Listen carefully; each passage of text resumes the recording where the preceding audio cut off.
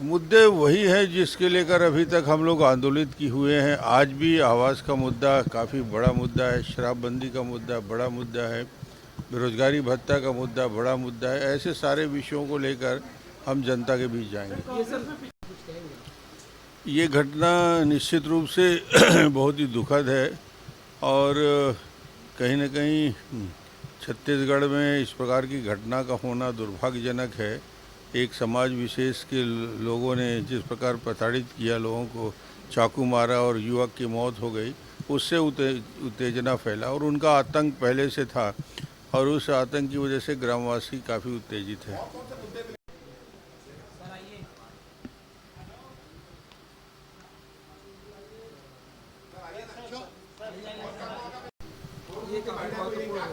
Core group की बैठक में सभी वरिष्ठ हमारे संगठन के प्रधारी शिव प्रकाश जी, ओम माथुर जी, नितिन नवीन जी, जामवाल जी और प्रदेश के अध्यक्ष जी सहित सभी कोर ग्रुप के प्रमुख नेतागण उपस्थित थे और कार्य योजना बना के सामाजिक सुरक्षा पखवाड़ा बनाने के साथ साथ आगामी कार्य योजना जो आगे विधानसभा की दृष्टि से हमको फोकस करना है विधानसभाओं में, और वहाँ जो स्थानीय मुद्दे हैं उन मुद्दों को लेकर अपनी भूमिका को सशक्त करना है।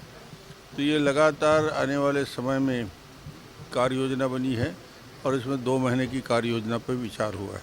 ये सर आज टीएस सिंहदेव कह रहे हैं सीएम भूपेश बघेल के नेतृत्व में ये चुनाव लड़ेंगे और कल सोनिया जी से मिल रहे हैं। अब उनका क्या होता है समझ के बाहर है। पहले 2.5 साल की बात होती है, अब मुझे लगता है कि इन्होंने भी स्वीकार कर लिया कि अब उनकी बारी नहीं आने वाली।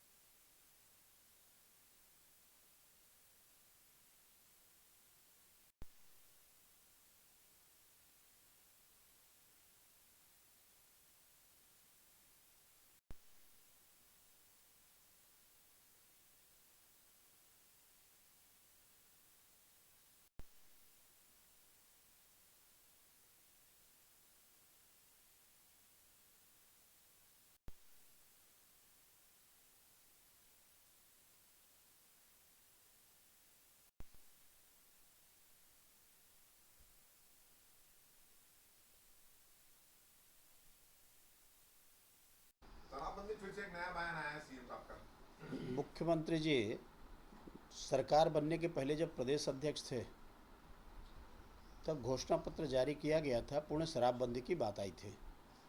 उसके लिए कमेटी बनाई गई। कमेटी का प्रतिवेदन आज तक प्रस्तुत नहीं हुआ और हम लोग पहले ही आरोप लगाए थे कि मुख्यमंत्री अपने बयान से पलटेंगे, घोषणा पत्र से पलटेंगे। और जिस प्रकार से कल से उनके बयानबाजी जारी है कि शराब को लेकर के समाज को शामिल करना है, लोग पीना छोड़ दे तो हम शराबबंदी करेंगे, ये तो कुल मिलाकर के पलटू राम का बयान है। मुख्यमंत्री को अपने घोषणा पत्र के ऊपर में कायम रहना चाहिए, जनता को किए हुए वायदे के ऊपर में कायम रहना चाहिए। और जिस प्रकार से शराबबंदी को लेकर के उन्होंने वादा खिलाफी किया है और ये कहना कि भारतीय जनता पार्टी 15 साल में शराबबंदी क्यों नहीं की है। डॉक्टर रमन सिंह ने पॉपुलेशन के आधार पर घटाने का काम किया, कोचिया प्रथा पूरा समाप्त कर दिया, प्रदेश में शांति की स्थिति थी, अपराध में रुकावट आई थी।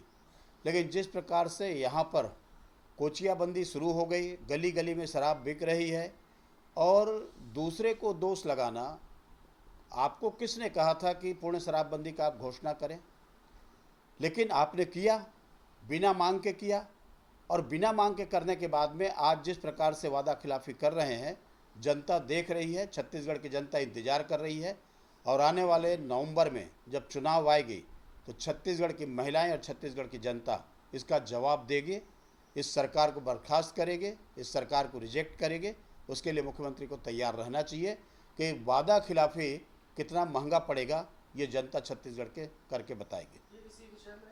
बलरामपुर औरा झरिया के जंगल में भीषण आग लगी हुई है और लगभग हम लोग देखते हैं कि गर्मी के समय में जो स्थिति उत्पन्न होती है, लेकिन वन विभाग के अमला उसके लिए तैयार नहीं है।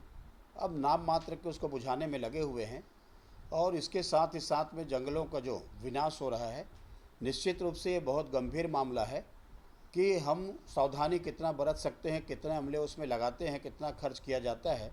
लेकिन मैं ऐसा समझता हूँ कि जंगल को बचाना आज के तारीख में आवश्यक है कि नए जंगल तो हम लगा नहीं पा रहे हैं, लेकिन जो जंगल वर्षों से है, यदि उसको हम नहीं बचा पाएंगे तो इस प्रदेश के लिए दिक्कत आएगी। और इसको कैसे करके आग को बुझाने के लिए तत्परता बरतनी चाहिए। साथ ही प्रदेश में हमारे जंगल से घिरा हुआ 44% हम लोग जंगल मानते हैं अनाच्छादित है, लेकिन इसकी जो सुरक्षा की जो व्यवस्था होनी चाहिए, मैं समझता हूँ कि प्रॉपर सुरक्षा व्यवस्था नहीं होने के कारण में या अधिकारियों के लापरवाही के कारण में इस प्रकार से जो घटनाएं घटती है तो तत्काल उसमें आग बुझाने में सफलता मिलनी चाहिए, नहीं मिल पा रही है।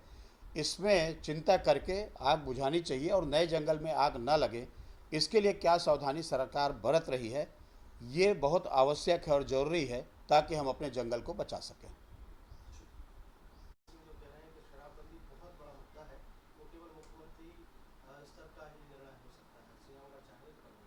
देखिए, उस घोषणा कमेटी के अध्यक्ष टी.एस. बाबा ही थे। कल मैं मंत्री जी का बयान देख रहा था कि उन्होंने कहा कि भाजपा ने साथ नहीं दिया, उसमें टीम में नहीं गए। मैं पूछना चाहता हूं कि शराबबंदी की घोषणा करने के पूर्व भारतीय जनता पार्टी से आपने सलाह ली थी? भारतीय जनता पार्टी ने आपको आश्वासन दिया था?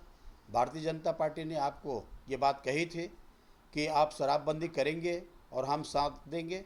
अरे जब आप अपने बल पर गरज रहे थे और उसमें हम लोगों ने कहा कि जितने वादे किए हैं सब वादा खिलाफी करेंगे, और एक नहीं अनेक इनके घोषणा पत्र के वादे हैं जिनको पूरे करने में सरकार असफल है।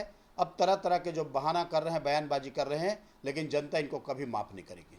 ये शंकराचार्य कल आए थे, उन्होंने कहा कि हिंदू राष्ट्र नहीं, हम राम राज्य चाहते हैं। आज निश्चितानंद जी आए हैं, कोई वाले, उनका कहना है कि हिंदू राष्ट्र भी होना चाहिए, कोई भी शंकराचार्य इसका विरोध नहीं करे। दो तरह की बात आ रही है, क्या कहना है आप? देखिए, शंकराचार्य हमारे भगवान है और हम लोग जय बुलाते हैं कि शंकराचार्य भगवान की जय।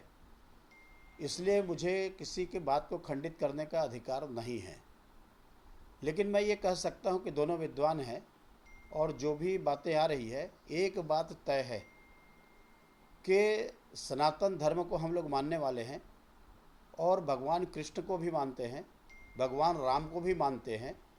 और मैं ऐसा समझता हूँ कि सबका यदि ध्वज देखेंगे तो भगवा ही ध्वज है, और भगवा ध्वज के लेकर के हमारे देवी देवता से लेकर के आज के मानव भी चल रहे हैं, तो सब उसमें समाहित है। मैं पृथक नहीं मानता, मैं तो ये सोचता हूँ कि हम एक मूल धारा के हैं और एक मूल धारा के ओर अग्रसर हो रहे हैं।